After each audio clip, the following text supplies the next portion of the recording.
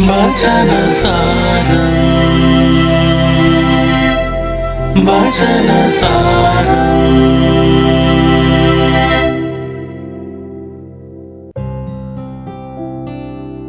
അഞ്ചു വിരലുകൾ തമ്മിൽ വഴക്കിടാണ്, ആരാണ് വലിയവനെന്ന് ചോദിച്ചുകൊണ്ട്. അപ്പോൾ തള്ളവിരൽ പറയും, ഞാനാണ് വണ്ണമുള്ളത്, അതുകൊണ്ട് ഞാനാണ് വലുതെന്ന്. ചൂണ്ടുവിരൽ പറയും, ഞാനാണ് എല്ലാവരെയും ചൂണ്ടിക്കാണിക്കുന്നത്, അതുകൊണ്ട് ഞാനാണ് വലിയവൻ. നടുവിലെ വിരൽ പറയും, കൂട്ടത്തിൽ എനിക്കാണ് പൊക്കമുള്ളത്, അതുകൊണ്ട് നിങ്ങളെക്കാൾ വലിയവൻ ഞാനാണ്. മോതിരവിരൽ പറയും, എൻ്റെ മേലാണ് നല്ല വിലപിടിപ്പുള്ള ആഭരണങ്ങൾ ഇടുന്നത്, അപ്പോൾ ഞാനല്ലേ വലുത്. കുഞ്ഞുവിരലിന് പ്രത്യേകിച്ചൊന്നും പറയാനില്ല. പൊക്കമില്ല, വണ്ണമില്ല, മോതിരം ഇട്ടിട്ടില്ല, ചൂണ്ടിക്കാണിക്കാനും പറ്റില്ല. കുഞ്ഞുവിരല് കുറച്ചു സമയം ഇങ്ങനെ അവർ പറയുന്നതും കേട്ടിരുന്നു.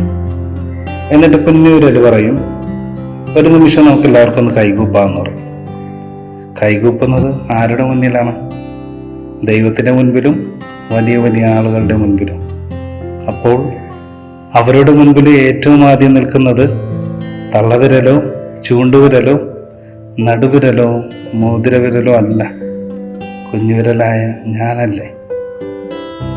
ഈശോയിൽ എത്രയും സ്നേഹം നിറഞ്ഞവരെ, ഈശോ മിശിഹായ്ക്കും സ്തുതിയായിരിക്കട്ടെ. സ്വയം എളിമപ്പെട്ടതുകൊണ്ട് നിറവിലേക്ക് കയറി വരാനായിട്ട് കുഞ്ഞുവിരലിനായി. യേശുപ്രവാചകൻ യേശുവിനെ കുറിച്ച് പറഞ്ഞു വെച്ച മനോഹരമായ വ്യാഖ്യാനം മത്തായി സുവിശേഷകൻ ഒന്നുകൂടി നമ്മുടെ മുന്നിലേക്ക് അവതരിപ്പിക്കുന്ന ഒരു വചനഭാഗമാണ്. ദൈവത്തിൻ്റെ തിരഞ്ഞെടുക്കപ്പെട്ട ദാസൻ. അവൻ തർക്കിക്കുകയോ ബഹളം കൂട്ടുകയോ ഇല്ല. തെരുവീതികളിൽ അവന്റെ ശബ്ദം ആരും കേൾക്കുകയുമില്ല. എന്തൊരു ഭംഗിയാണില്ലേ ഈ വചനഭാഗം. ഈശോ മുഖ്യധാരയിൽ നിന്ന് ഒതുങ്ങിക്കൂടുന്ന ഒരു ചിത്രം. തന്നെ സ്വയം ശൂന്യവൽക്കരിക്കുന്ന ഈശോയെ നമുക്ക് കണ്ടുമുട്ടാനായിട്ട് സാധിക്കും. നാം എല്ലാവരും സ്വയം നമ്മെ തന്നെ പരസ്യവൽക്കരിക്കുന്നവരാണ്. നാം മറ്റുള്ളവരുടെ പ്രശസ്തിയും കയ്യടിയും ഒക്കെ പ്രതീക്ഷിക്കുന്നവരുമാണ്. നമ്മൾ നടന്നു പോകുമ്പോഴൊക്കെ മതിലിൻ്റെ മേലൊക്കെ എഴുതി വെച്ചിരിക്കുന്നതായിട്ട് കാണാം, പരസ്യം പതിക്കരുത്.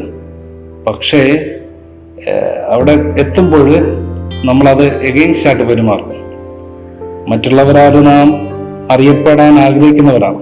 പക്ഷേ അറിഞ്ഞിട്ടും അറിയപ്പെടാത്തവനെ പോലെ ഒരാളുടെയും പ്രശസ്തിക്ക് ബഹളം വയ്ക്കാതെ ഒതുങ്ങിക്കൂടുന്ന എളിമയുടെ ഒരു മുഖം ഈശോയെ ദർശിക്കാനായിട്ട് നമുക്ക് സാധിക്കും.